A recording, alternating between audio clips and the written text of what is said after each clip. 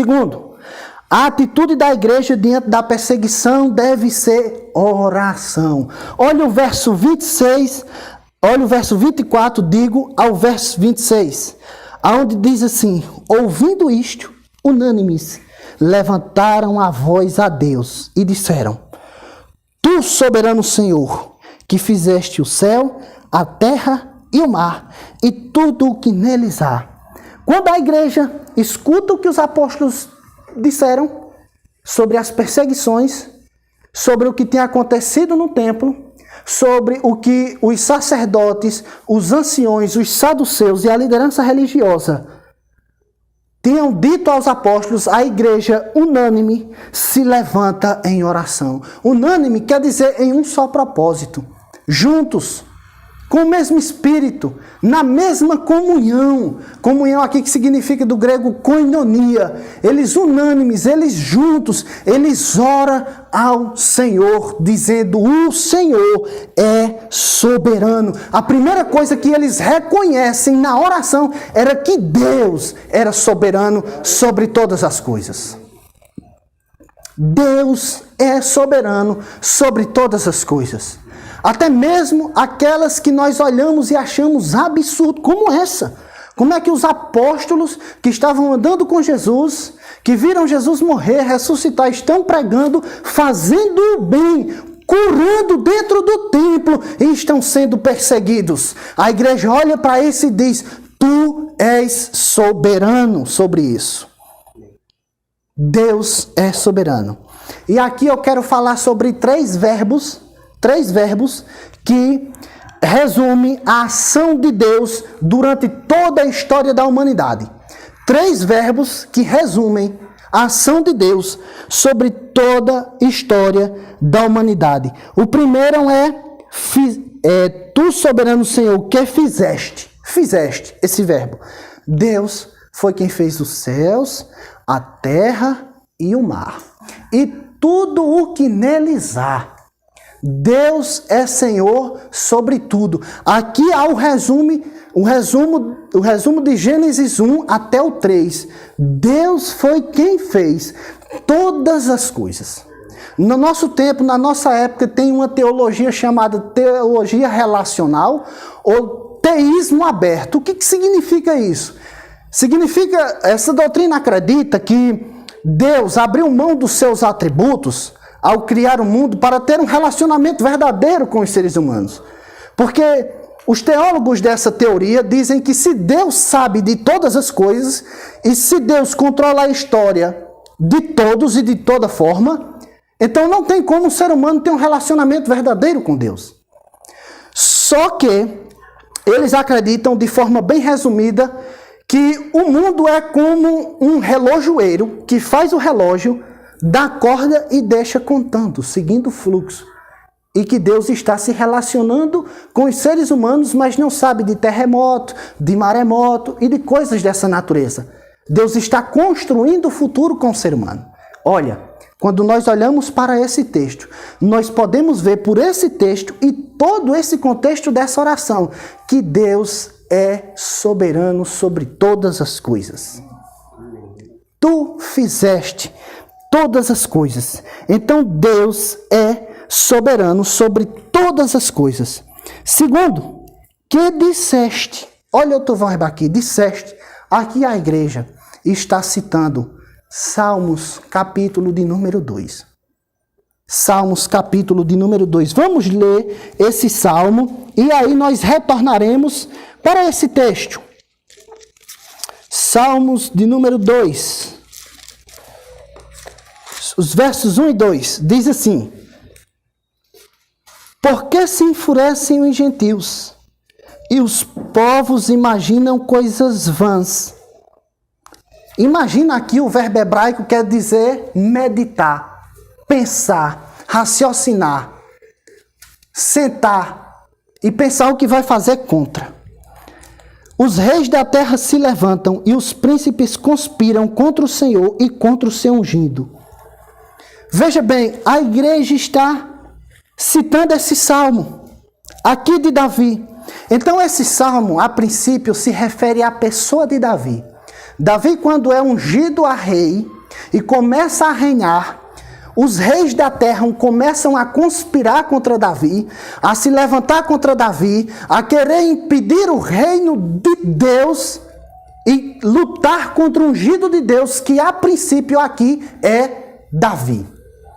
E aí, Davi, inspirado pelo Espírito Santo, começa a dizer: por que os reis imaginam coisas vãs?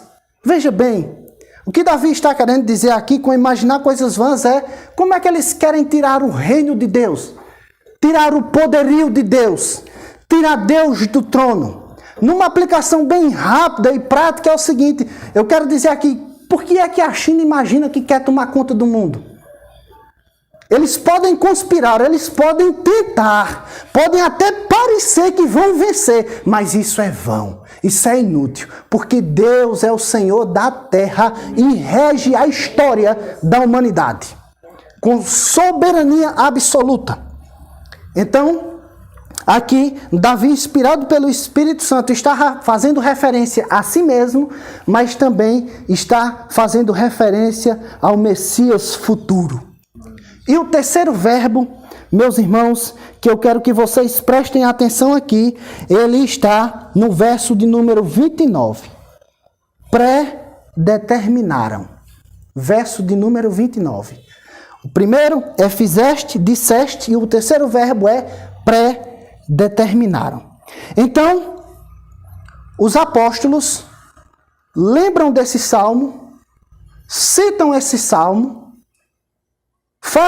que faz referência à pessoa de Davi, e os apóstolos, com autoridade apostólica, reinterpreta ou amplia o significado e a aplicação desse salmo.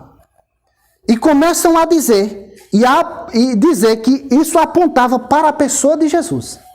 Então, o que aconteceu com Davi, perseguição dos reis, perseguição das autoridades, perseguição dos gentios, imaginação de coisas vãs contra Davi e contra Deus e o seu reino, começa a acontecer com Jesus.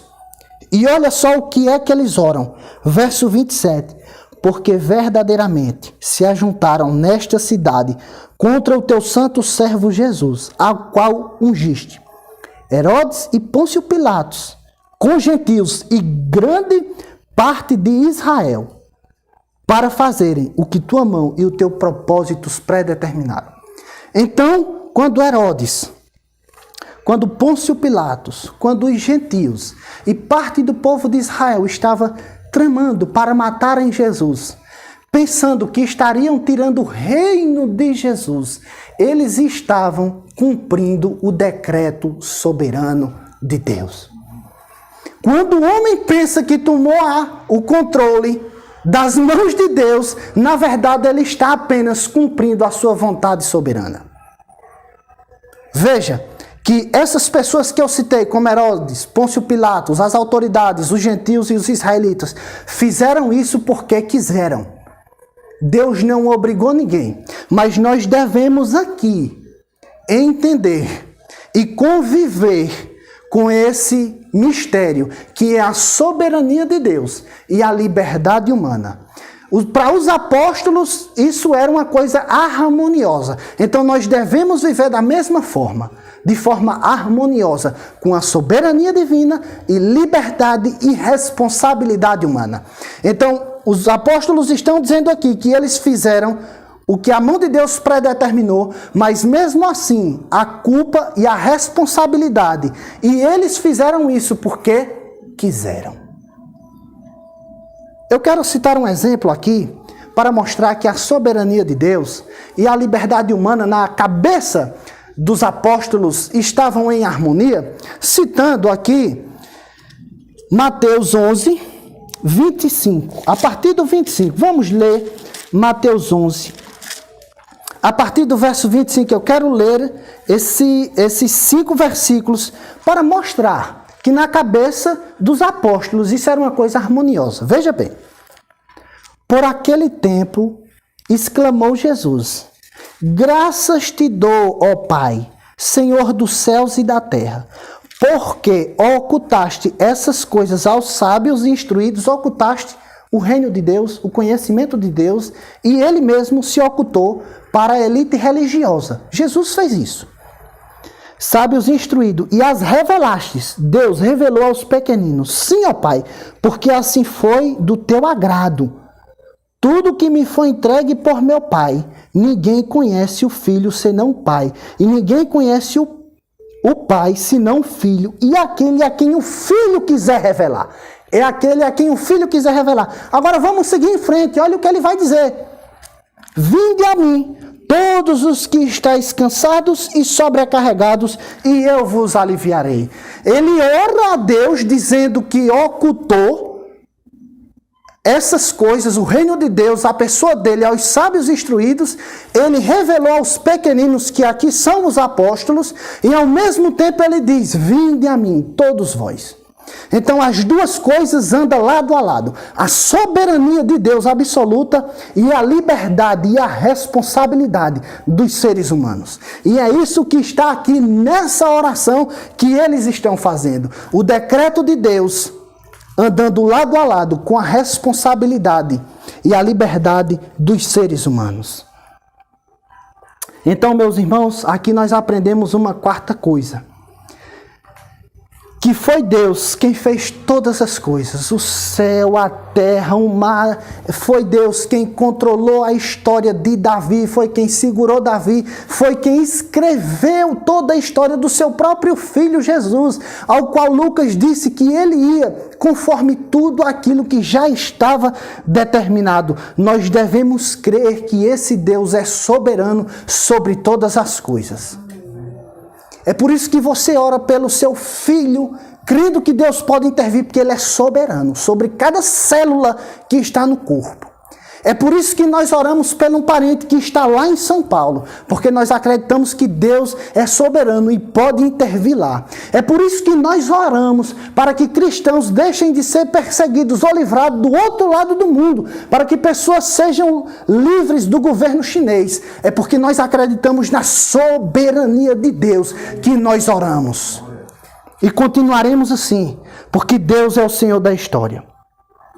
Segundo, aqui nesse contexto nós aprendemos que nós devemos, irmãos, conviver de forma pacífica com essa tensão, que é a soberania de Deus e a liberdade humana. Como eu falei aqui agora, Mateus fala que Deus ocultou o reino de Deus aos sábios instruídos e ao mesmo tempo chamou todas as pessoas a virem até Jesus. Da mesma forma que está aqui Lucas dizendo que os apóstolos estão falando que Deus predeterminou e eles cumpriram o decreto de Deus usando a sua liberdade, assim como Lucas também falou aqui no capítulo 2, no verso 47, onde ele diz que a cada dia o Senhor acrescentava os que haveriam de estar na igreja. Nós devemos crer na soberania de Deus, mas nós devemos orar, mas nós devemos evangelizar, mas nós devemos ter responsabilidade nas nossas coisas e nas nossas obrigações, porque é isso que a Bíblia ensina e manda, com que nós venhamos a fazer as nossas coisas de forma séria e sincera e ao mesmo tempo confiar na soberania de Deus. Não serve de desculpa. Veja, os apóstolos estão aqui afirmando categoricamente que eles cumpriram o determinado desígnio de Deus, mas eles estão de rua em rua, de casa em casa, de viela em viela, de aldeia em aldeia, pregando o evangelho. Porque para eles, isso é uma coisa que está unida e pacificada. A soberania de Deus e a liberdade humana. Eu não tenho todas as respostas, mas eu sei que a Bíblia fala das duas coisas. E com isso nós devemos nos contentarmos, para a glória de Deus.